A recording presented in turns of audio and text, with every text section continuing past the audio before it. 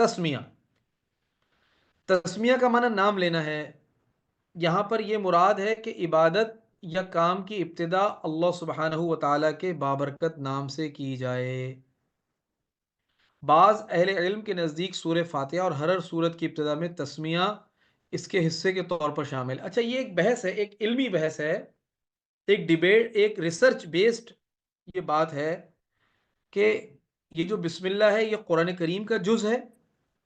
قرآن کریم کے 19ویں پارے میں جہاں حضرت سلیمان علیہ السلام کے خط کا تذکرہ ہے تو وہاں پوری بسم اللہ الرحمن الرحیم لکھی ہوئی ہے. اور وہ آیت کیا ہے؟ وہ آیت یہ ہے کہ جب انہوں نے خط لکھا تھا ملکہ بلقیس کی طرف تو انہوں نے لکھا تھا انہو من سلیمان و انہو بسم اللہ الرحمن الرحیم. تو وہاں پر جو بسم اللہ الرحمن الرحیم لکھی ہوئی ہے 19ویں پارے میں، تو وہ تو اس میں تو کوئی اختلاف نہیں ہے کہ وہ بسم اللہ الرحمن الرحیم قرآن کا حصہ ہے. وہ بسم اللہ الرحمن الرحیم قرآن کے حصے کے طور پر موجود ہے.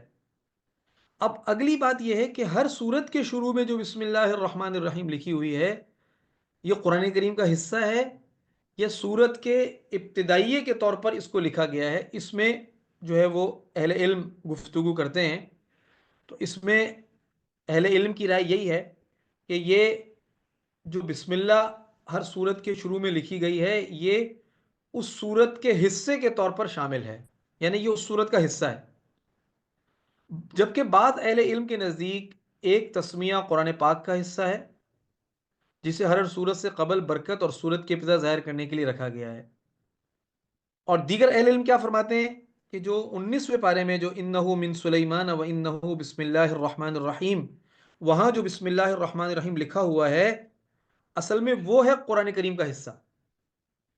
بقیہ جو ہر سورت کے شروع میں بسم اللہ کو رکھا گیا ہے وہ سورت کو ایک دوسرے سے الگ کرنے کے لیے، دو سورتوں کے درمیان فاصلہ اور دو سورتوں کے درمیان ایک سپریٹر کے طور پر اور برکت کو ظاہر کرنے کے لیے رکھا گیا ہے. بہرحال ہمیں اس سے کوئی فرق نہیں پڑتا، ہمیں تو ہر سورت کے شروع میں بسم اللہ الرحمن الرحیم پڑھنی ہے سوائے سورہ توبہ کے.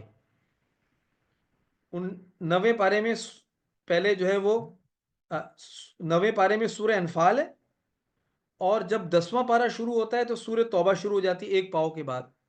تو بعض رات یہ فرماتے ہیں کہ 9ویں پارے سے جو سورہ انفال شروع ہوئی ہے سورہ توبہ اور سورہ انفال ایک ہی ہے، لہذا الگ سے بسم اللہ پڑھنے کی ضرورت نہیں ہے. بعض رات یہ فرماتے ہیں کہ سورہ توبہ کی جو ابتدا ہے وہ اللہ کے غضب سے ہے، اللہ کے قہر سے ہے، اللہ کی ناراضگی سے ہے. اللہ تعالیٰ اس میں فرماتے ہیں براءۃ من اللہ ورسولہ، یعنی اللہ اور اس کے رسول بری ہیں.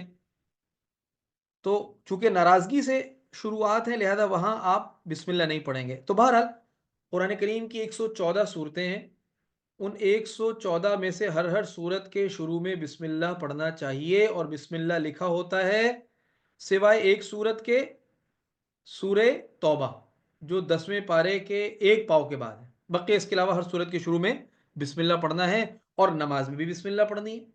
نماز میں جب آپ ثنا پڑھیں گے اس کے بعد اعوذ باللہ پڑھنا ہے، پھر بسم اللہ پڑھنا ہے. اب بسم اللہ کا ترجمہ کیا ہے وہ ہم دیکھتے ہیں.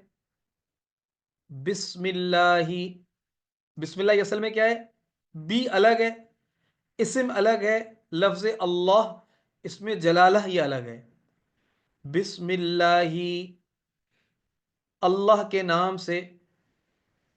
اچھا، شروع کا لفظ جو ہے وہ اس میں کہیں موجود نہیں ہے، ابتدا کا جو لفظ ہے وہ اس میں کہیں موجود نہیں ہے، لیکن وہ موجود ہے، مذکور تو نہیں لیکن موجود ہے.